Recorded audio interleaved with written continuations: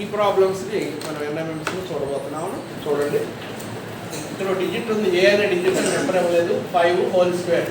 దీన్ని స్క్వేర్ చేస్తే 625 వస్తూ ఉంటాయి. అప్పుడు ఏ ఎంత అవుతుంది, అప్పుడు ఏ స్క్వేర్ ఎంత అవుతుంది. ఇక్కడ మనకు తెలిసి 625 అంటే దేని స్క్వేరో తెలుసా మీకు? 25 స్క్వేర్.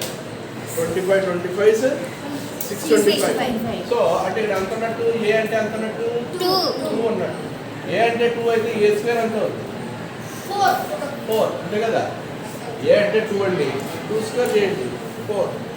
So option 4.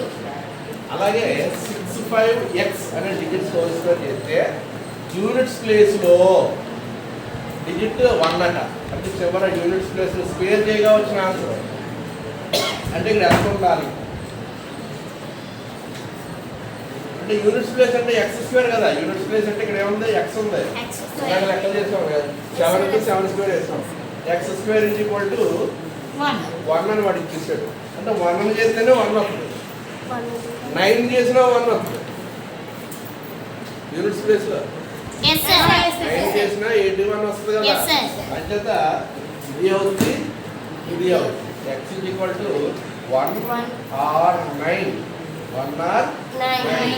అంచేత ఇందులో option A or B. D answer.